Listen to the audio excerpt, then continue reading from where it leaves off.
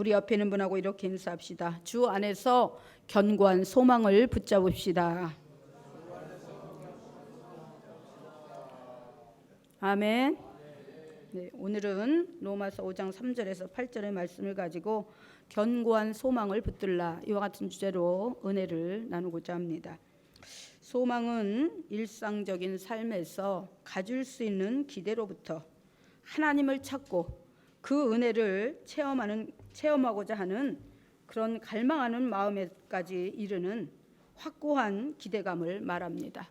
나아가 성도의 소망은 예수의 재림과 그 이후의 삶까지 말하는 것입니다. 그렇다면 과연 어떻게 할 때 우리는 견고한 소망을 붙잡고 끝까지 승리할 수가 있을까요? 첫째로 여기 로마서 5장 3절에서 4절에 보니까 다만 이뿐 아니라 우리가 환난 중에도 즐거워하나니 환난은 인내를, 인내는 연단을, 연단은 소망을 이루는 줄 알미로다. 다시 말해서 환난 중에도 기뻐해야 한다는 것입니다.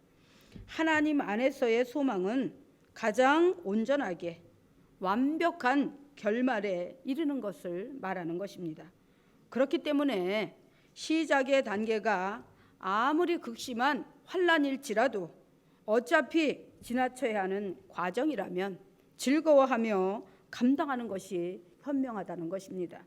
왜냐하면 환난은 소망을 이루기 위한 바로 반드시 거쳐야 하는 과정이기에 그것은 우리의 소망의 열매를 바로 연결케 하는 단계이기 때문입니다. 만약에 우리가 10층을 가야 하는데 1층부터 계단을 밟아 가야 하는 것과 같은 것입니다. 물론 지금은 고층 빌딩은 엘리베이터나 에스컬레이터가 있어서 1층에서 타고선 버튼만 누르면 원하는 층에 도달할 수는 있습니다. 그런데 우리가 살아가는 일상의 삶에서 다 이렇게 버튼만 누르면 되고, 그렇죠? 우리가 가고자 하는 그런 곳, 또 하고자 하는 일이 그렇게 쉽게 이루어지지는 않는다는 것입니다. 하박국 그 선지자는 하박국 3장 17절에서 18절에 이렇게 말씀하고 있습니다. 비록 무화과 나무가 무성치 못하며 포도나무에 열매가 없으며 감람나무에 소출이 없으며 밭에 식물이 없으며 우리의 양이 없으며 외양간에 소가 없을지라도 나는 야훼로 인하여 즐거워하고 나의 구원의 하나님을 인하여 기뻐하리로다, 이렇게 말씀합니다. 이는 눈에 보이는 것이 전부가 아니라는 것입니다. 그것이 소망이 될 수 없고 진정한 소망은 바로 야훼 하나님이라는 사실을 분명하게 확신하기에 눈에 보이는 것이 아무것도 없지만, 아무것도 보여지는 것이 없지만은 바로 하박국 선지자는 이렇게 하나님을 기뻐하고 노래하고 있는 것입니다. 할렐루야. 할렐루야. 이스라엘 민족이 애굽에서 나올서 강야로 나올 때 그들이 많은 재산과 많은 식량을 가지고 나왔습니까? 그렇지 않다는 것입니다.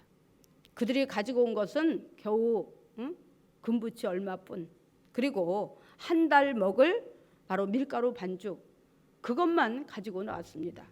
그런데 그들이 40년 동안 그 광야에서 어떻게 살아낼 수가 있었을까요? 어떻게 살아낼 수가 있었을까요?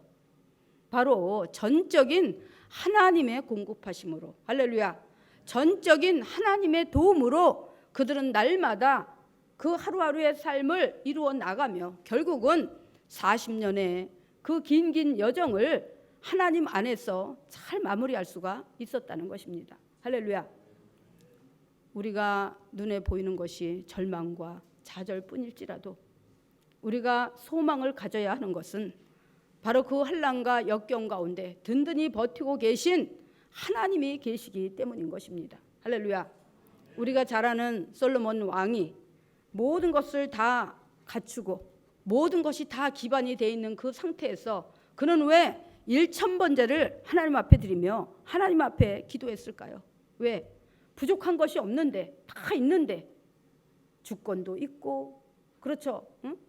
또 수많은 그런 재물도 있고, 그리고 자기가 다스릴 수 있는 수많은 백성이 있고, 나라의 통치자로서, 주권자로서, 리더로서 모든 권한을 다 가지고 있는데, 그럼에도 불구하고 그는 하나님 앞에 일천번제를 드리면서 간절히 기도했던 것을 볼 수가 있습니다. 왜 그랬을까요? 그는 눈에 보이는 그 모든 것보다 바로 하나님이 필요했기 때문입니다. 할렐루야. 하나님이 필요했기 때문이에요. 모든 것이 다 있을지라도 하나님이 그 자리에 안 계시다면 아무 소용이 없는 것입니다. 그런데 아무것도 없어도 내 삶의 자리에 주님이 함께 하신다면, 하나님이 계신다면 바로 세상을 다 얻은 것보다 더 많은 것을 소유하고 내가 가지고 있고 앞으로도 계속해서 공급받을 수 있기 때문인 것입니다. 믿으십니까? 아멘.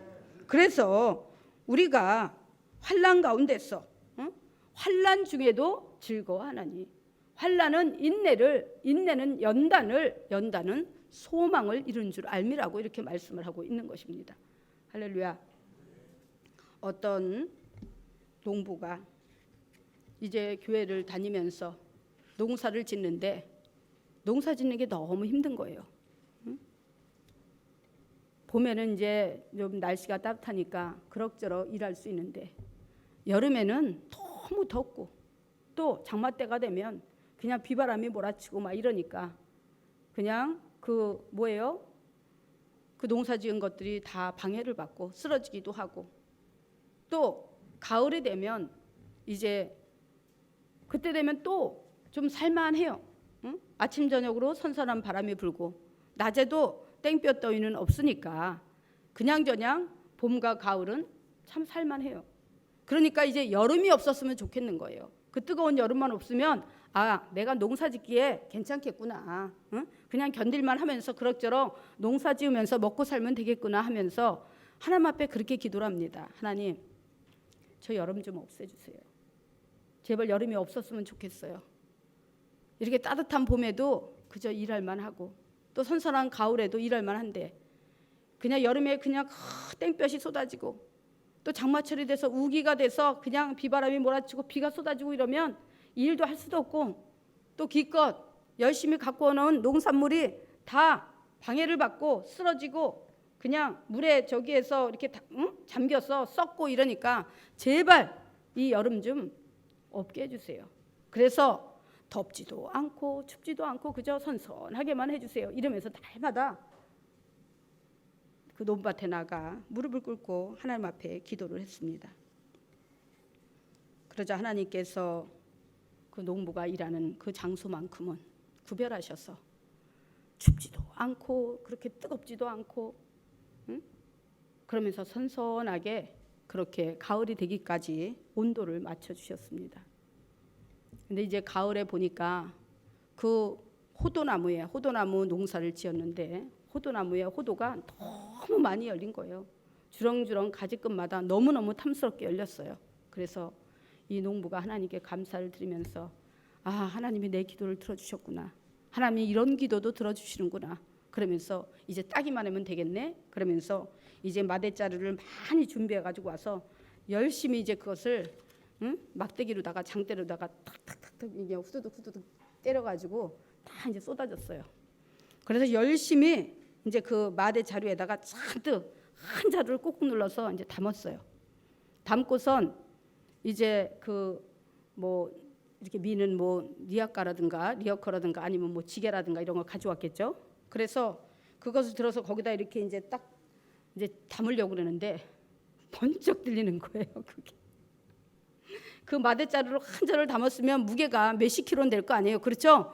근데 그전에는 그거를 혼자 못 들어가지고 그냥 끙끙대고 옆에서 도와달라 그러고 막 이랬는데 이번에는 자기가 드니까 그냥 번쩍 들리는 거예요. 그래가지고 이상하다. 왜 이게 이렇게 가볍지?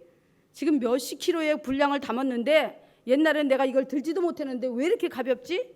그래가지고 다시 풀러가지고는 거기 있는 걸 이렇게 꺼내서 까보니까 알맹이가 하나도 없는 거예요. 알맹이가. 할렐루야. 응? 그렇습니다. 우리가 환난이나 연단의 가정이 없다면 우리에게는 인생의 알맹이가 없는 것입니다. 옛말에 고진감래라는 말도 있고, 그렇죠?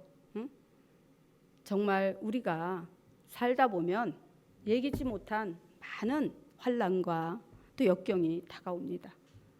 그런데 이 세상의 모든 생사복을 하나님이 주관하신다면, 그 하나님의 주권하에서 이루어지는 일인데, 하나님이 하나님의 자녀인 성도에게 환난을 주시고 역경을 주실 때 넘어지고 쓰러져서 망하라고 주실까요? 그저 일어나지 못하고 영원히 멸망하라고 주실까요? 절대 그렇지 않다는 것입니다.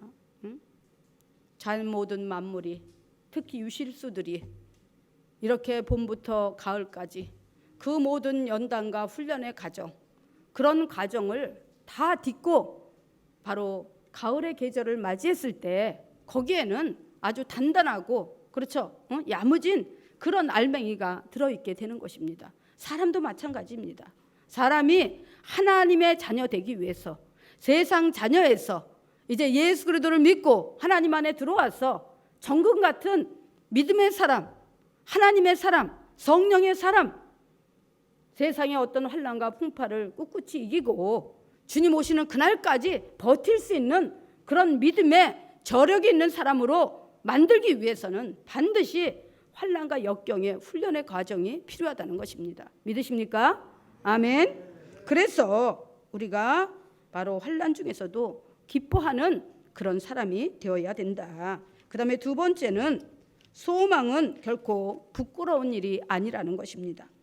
로마서 5장 5절에 보면 그렇게 말씀합니다. 소망이 부끄럽게 아니함은 우리에게 주신 성령으로 말미암아 하나님의 사랑이 우리 마음에 부은 바 됨이니.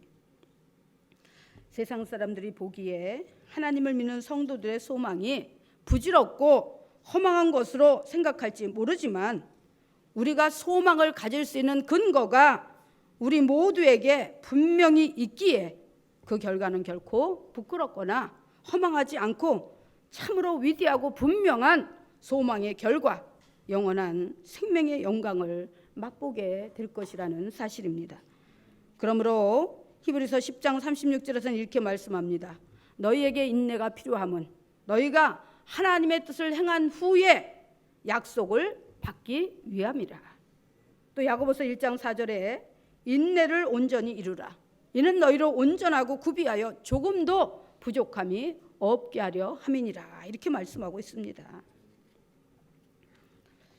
소망이 결코 부끄럽지 않은 것은 바로 예수 그리스도의 십자가의 죽음이 근거가 되기 때문에, 소망의 근거가 되기 때문에, 할렐루야, 또 소망의 열매가 되기 때문에 우리가 거는 기대의 소망은 결코 부끄럽거나 허망한 것이 아니라는 것입니다. 믿으십니까?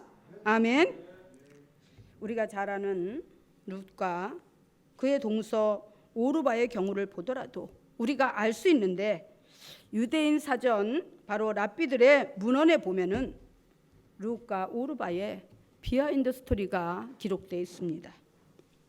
룻은 참으로 절망적인 그런 상황에서 그것을 부끄러워하지 아니하고 좌절하는 것이 아니라 오히려 환난의 파도를 타고 소망의 항구로 나아갈 기회로 생각을 하는 것을 볼 수가 있습니다. 그리고 그는 아주 비장한 각오를 하고 이렇게 선포합니다. 룻기 1장 16절에 보니까 룻이 가로되 나로 어머니를 떠나며 어머니를 따르지 말고 돌아가라. 강권하지 마옵소서. 어머니께서 가시는 곳에 나도 가고 어머니께서 유숙하시는 곳에서 나도 유숙하겠나이다. 어머니의 백성이 나의 백성이 되고 어머니의 하나님이 나의 하나님이 되시리니. 할렐루야. 이는 하나님 안에 있으면, 하나님만 선택하고 붙잡으면 반드시 바로 이 절망의 상황이 변하여 소망으로 나아가게 되리라고 믿음으로 선포하고 확신하고 있는 것입니다. 할렐루야. 그러나 그의 동서 오르바는, 그의 시어머니가 나에겐 더 이상 소망이 없다. 그러니까 내 친정으로 돌아가라. 돌아가서 너의 제2의 삶을 시작하라고 그렇게 권면을 했을 때 처음에는 망설이는 듯 하다가 어떻게 해요? 못 이기는 채 돌아서서 자기의 고향인, 자기의 조국인 모압으로 돌아가고 말았다는 것입니다. 그런데 유대인 사전인 랍비들의 문헌에서는 룻과 나오미가 한 부모 밑에 태어난 친자매라고 기록하고 있습니다. 그들의 선택은 장래에 그들의 바로 나라와 신분, 인생까지도 바꿔놓는 결과를 가져오게 되는 것을 볼 수가 있습니다. 룻은 우리가 잘 아는 것처럼 바로 유다 지파 사람인 보아스를 만나서 새 가정을 꾸리게 됩니다.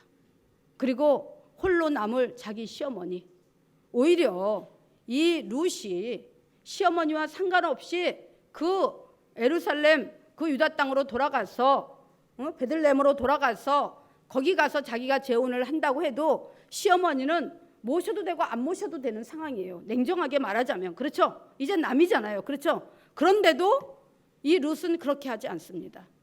그 보아스라는 사람과 결혼을 해서 오히려 시어머니 그 나오미를 모시고 아이를 낳고 그 가정을 지키며 대를 이으며 살아갑니다. 그랬는데 나중에 그가 누구예요?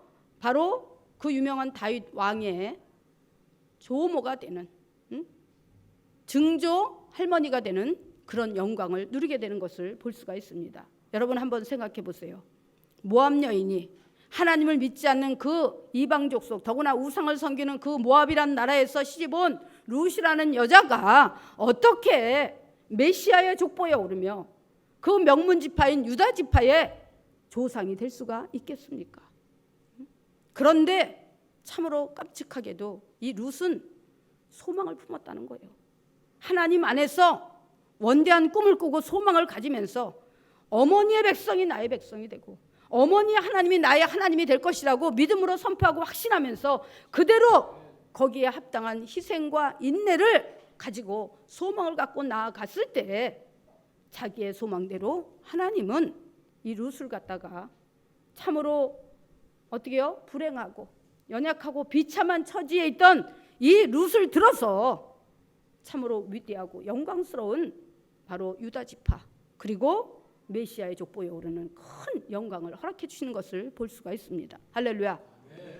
그런데 그 오르바는 어떻습니까?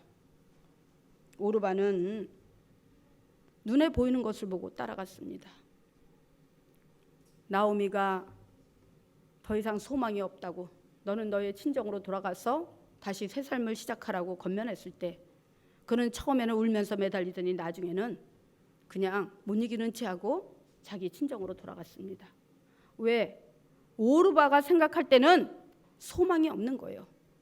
다 늙은 시어머니, 아무 재산도 없는 빈 털털이인 시어머니, 그리고 베들레헴 땅에 돌아간다 해도 땅 한 평도 없는 그런 시어머니를 따라가 봤자 아무런 소망이 없기 때문에 그는 거기서 어떻게 해요? 결단하고 그래 내가 살 길은 다시 내 나라로 내 친정으로 돌아가서 내가 다른 사람을 만나서 다시 재혼하고 새로운 제2의 인생을 사는 것이 내가 사는 길이야 하면서 그 시어머니를 버리고 동생도 버리고 바로 친정으로 돌아갔습니다.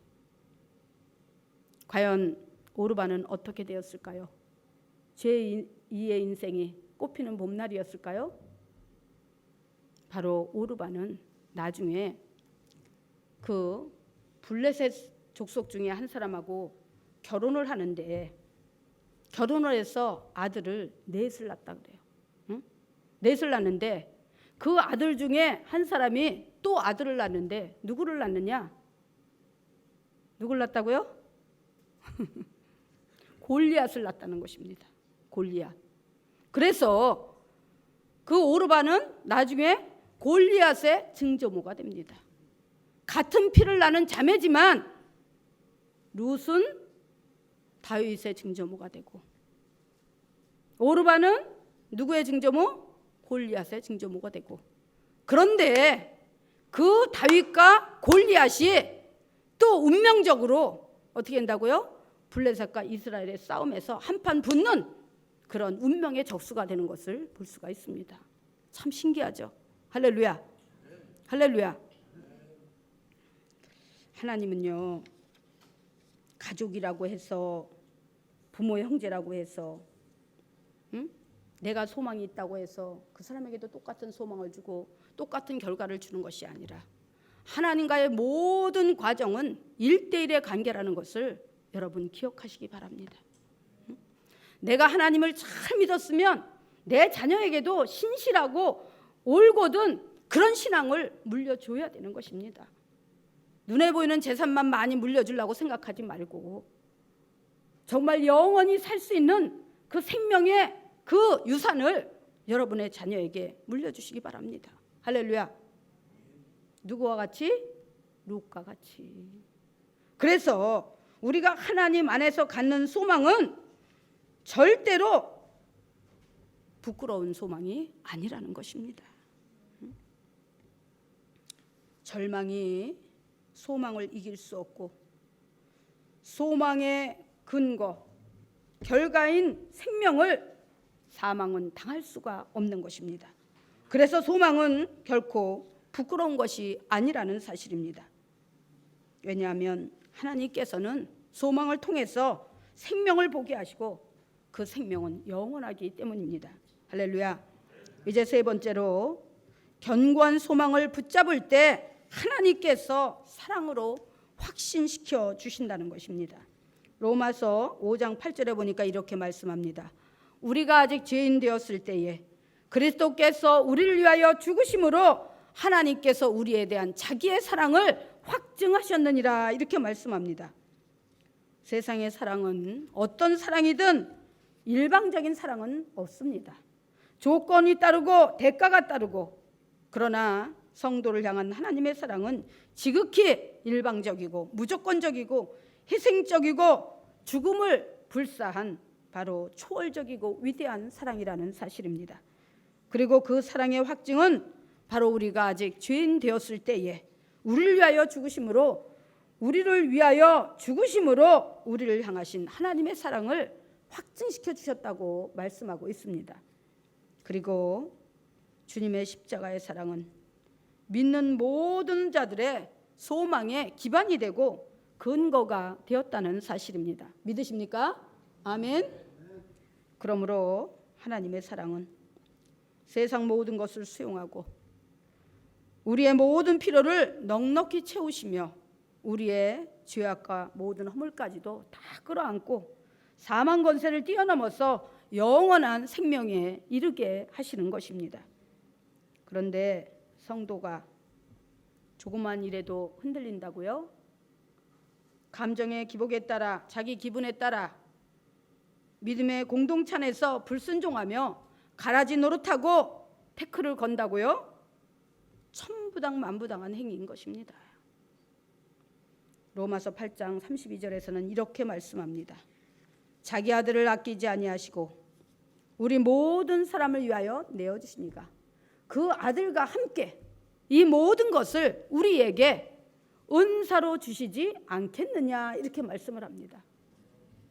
하나님은요, 단 한 번밖에 없는 그 육신의 생명, 그것도 당신의 독생자, 흠도 점도 없이 완벽하신 하나님의 아들 예수 그리스도를 저와 여러분의 죄를 속해 주시고 모든 허물을 속해 주시고 사랑으로 끌어안으시고 사망에서 영원한 생명의 자리로 옮겨 놓으셨다는 것입니다. 할렐루야. 믿으십니까? 예수님의 십자가의 죽음은 우리를 사망에서 생명의 자리로 견인시켜 놓았다는 것입니다. 그런데 우리가 하나님을 믿으면서 난 하나님의 사랑을 아직도 모르겠어. 하나님이 계신지 모르겠어.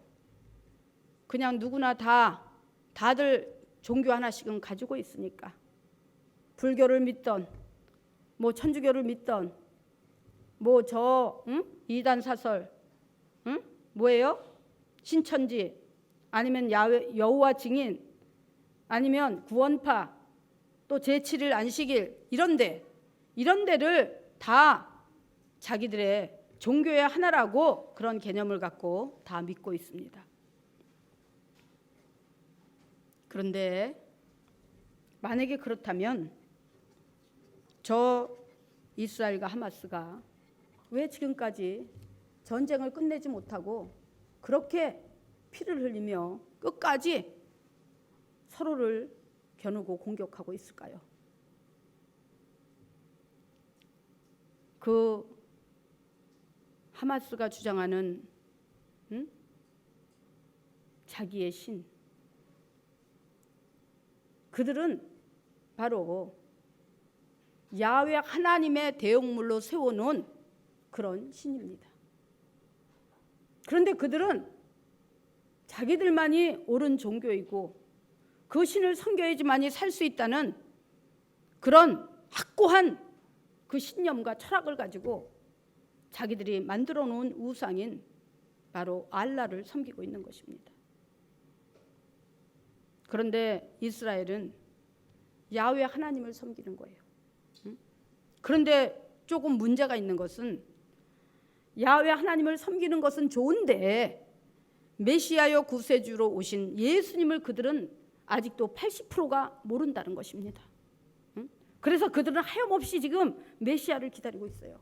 이미 예수님은 2000년 전에 오셨다가 가셨는데 그들은 아직도 율법적인 신앙에 묶여서 메시아가 오신 것을 알지 못한다는 것입니다. 참으로 안타깝습니다. 그런데 우리가 한 가지 분명히 알아야 되는 것은 전쟁은 하나님께 속한 것입니다. 그러면 하나님이 왜 그 이스라엘과 하마스의 전쟁을 지금 묵인하고 계시느냐? 왜 지켜보고 계시느냐? 그 하마스는 우상을 떠나서 길이요 진리요 생명이신 주님을 똑바로 만나라는 기회를 주시는 거고, 또 이스라엘에게는 바로 뭐예요? 예수님이 십자가에서 우리가 아직 죄인 되었을 때에 우리를 위하여 죽으심으로 하나님이 자기에 대한 사랑을 확증하셨다고, 자기에 대한 우리의 사랑을 확증하셨다는 그 사실을 깨우쳐주고 이미 메시아가 오셨노라고. 할렐루야. 그리고 형제의 나라에 총불을 겨누지 말라고, 칼을 들이대지 말라고 진정한 사랑을 가르쳐주기 위해서 지금 그 환난과 연단의 과정을 지금 묵인하고 계신 것입니다. 할렐루야. 믿으십니까? 여러분, 하마스와 이스라엘의 전쟁도 무섭고 두렵고 중요하지만 장차 이 땅에 임할 하나님의 진노의 날을 여러분들 기억하시기 바랍니다.